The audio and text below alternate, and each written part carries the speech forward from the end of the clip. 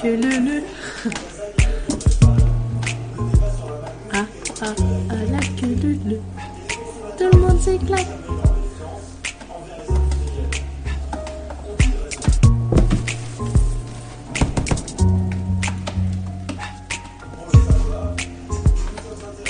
Voilà. Alors là, on est dans un bac. Donc ici, les coquilles d'œufs qu'on récupère. D'ailleurs, il faut jamais les jeter maintenant quand on a des insectes. Ici, je leur fais comme une cabane parce qu'ils aiment bien s'abriter là-dedans. Ici, ça leur sert de petite passerelle, en fait, juste des morceaux de coquilles d'œufs pour pouvoir accéder aux pondeuses, qui vont permettre aux femelles de pondre. Donc moi, généralement, je leur mets une coupelle avec remplie d'eau bien gorgée que je humidifie à peu près tous les 2-3 jours. Après, il y en a, ils mettent des biberons, mais moi, je trouve que c'est pas stable, c'est quand on tire la boîte, ça tombe. Donc je mets de l'orange parce qu'elles adorent ça, puis c'est les futures vitamines aussi pour les animaux que vous allez nourrir.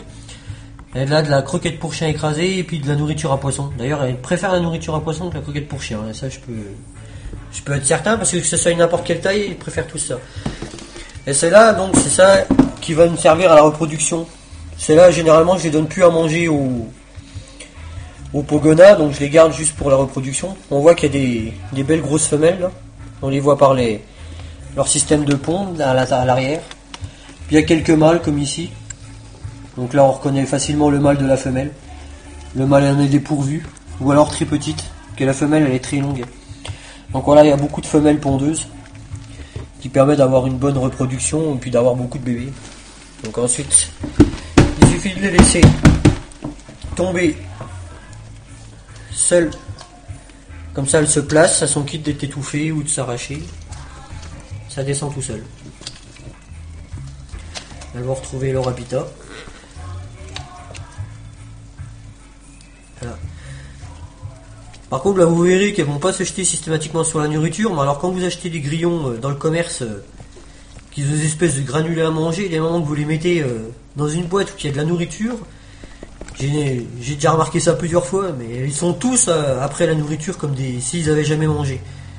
Parce qu'en fait, leurs granules là, qu'ils leur donnent dans le commerce, c'est de la sacrée, on va pas dire le mot, mais c'est pas ce qu'il leur faudrait pour manger, quoi.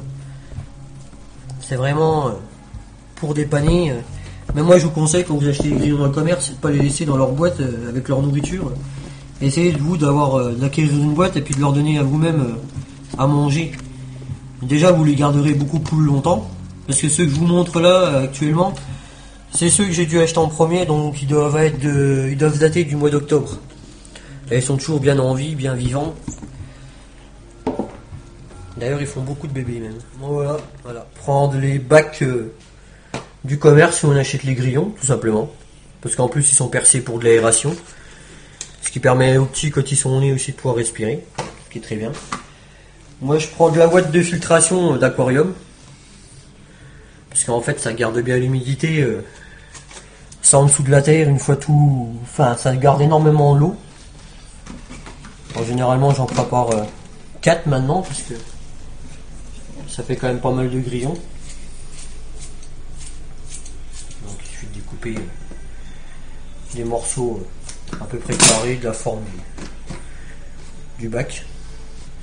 Ce qui permet d'arroser moins souvent, en fait, jusqu'à la naissance des petits.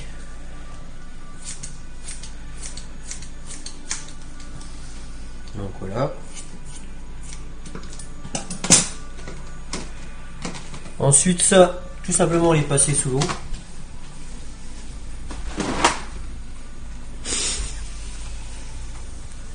On va bien les humidifier. Enlever le trop plein. Hop. Ce qui pèse déjà son poids.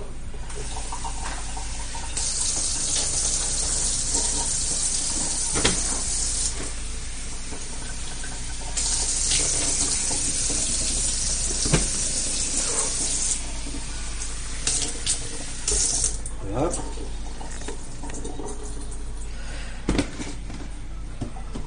Ensuite, prendre de la terre. Alors moi j'ai pris terre de bruyère ou alors de la tourbe, ce qui permet de réduire les arrosages en fait, ce qui permet de garder l'humidité aussi pour les grillons. Donc la terre là est très bien. J'ai que des bonnes réussites. Donc ensuite il suffit de remplir ces gros bacs. Bien sûr, utilisez les mains parce qu'autrement ça fait des gros grumeaux pour casser un peu la terre. Voilà, ça donne ça. Ça permet après de faire un premier remplissage d'eau. Ce qui va humidifier la terre. Surtout pas trop la tasser. Évitez de trop la tasser. Comme ça les œufs et les femelles ont plus facile à pondre. Alors vous remplissez bien le bac que ça prenne bien en hauteur. Parce qu'après, une fois qu'on aura mis la moustiquaire, il faut qu'elle puisse avoir accès facilement à la terre. Donc une fois à ce stade-là, on peut directement mouiller la terre, comme là elle est déjà bien lourde, bien mouillée. Ouais, j'humidifie directement en fait le reste de la terre comme ça.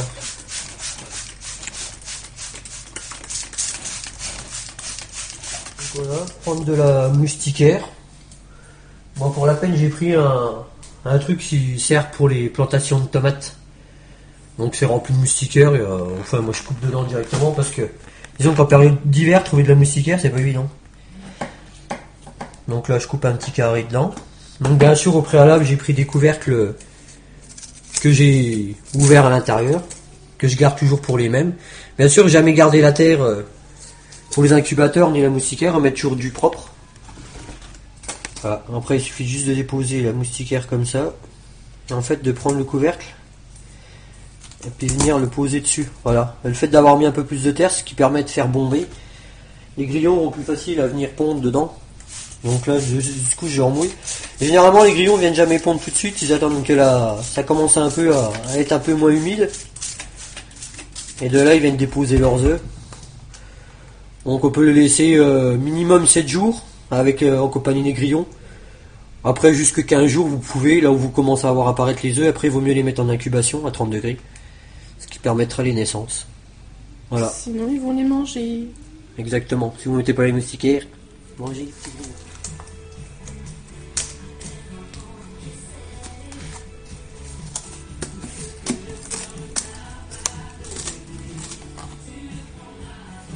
Bien sûr, tu verras rien. Tu sais, tu vois des œufs, regarde. Ça, c'est des œufs. Ah ouais. Les petits trucs blancs là.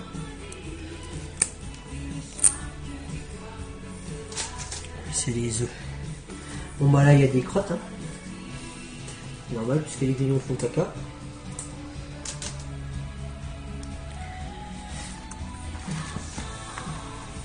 Ah. Il y a énormément réhumidifié.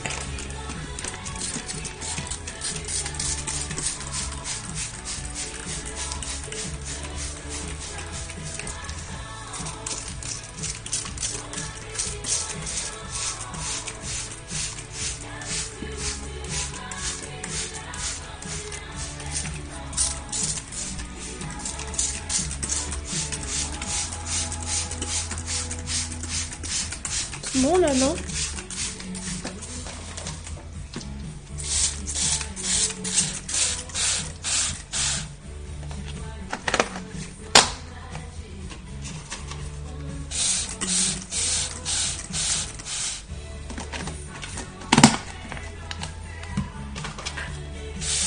C'est pour ça qu'il faut toujours garder les boîtes à grillons. Au moins ça sert. Eh oui.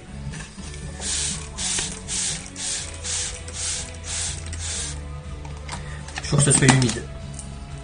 Voilà. Alors, ça on les mettra dans l'incubateur après. Parce qu'il y en a déjà dans l'incubateur qui sont nés. Voilà l'incubateur. Ni plus ni moins qu'un Exotera 45-45-45. Lui j'ai placé du carton dessus sur le grillage parce que autrement la chaleur elle s'en va trop. J'ai juste laissé une ouverture pour passer le câble électrique. Donc voilà, c'est tout simple en fait. C'est parce que comme c'est pas un reptile qui est à l'intérieur, il vaut mieux garder la chaleur. Comme ça on a atteint 30 degrés, donc notre lampe céramique 40 watts. Donc optez pour le céramique pour pas que la lumière reste constamment allumée même la nuit parce que elle est jamais éteinte en fait. Elle est constamment en incubation. Ça c'est mes premiers systèmes d'incubation. Donc voilà déjà les premiers grillons qui en sont sortis. Donc pareil, maintenant, il va falloir les retirer maintenant qu'ils ont bien grandi, puis remettre les nouveaux à la place. Ici, j'ai un incubateur que j'ai mis il y a 15 jours. Donc là, pareil, celui-là est prêt parce que j'ai vu avant-hier qu'il y avait des bébés grillons. Là, je sais pas si on les verra parce que généralement, ils s'enfuient tout de suite sous la terre. Non, on les voit pas. Mais il y en a dedans, ça c'est sûr que je les ai vus. Mais ils sont très peureux. Donc celui-là va retourner dans la boîte lave en incubation. Et là, les 4 tout à l'heure que j'ai retirés, en fait, vont partir dans l'incubateur pendant 15 jours. Faut compter à peu près un tout petit peu moins de 15 jours. Voilà, on va les mettre comme ceci. Comme ça, ils prennent bien la chaleur.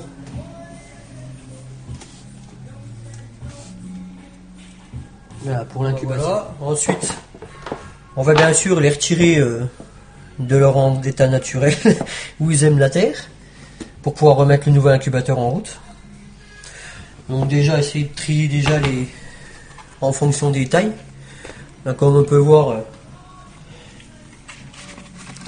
regardez, voilà, ça c'était juste avec un seul incubateur. C'est la première fois que j'ai essayé qu'avec une seule boîte, pour voir déjà si ça pouvait fonctionner. Et maintenant, je l'ai fait par 4. Ce qui permet d'aller un peu plus rapidement, puis d'en avoir un peu plus aussi. Tout dépend de l'utilité que vous en avez.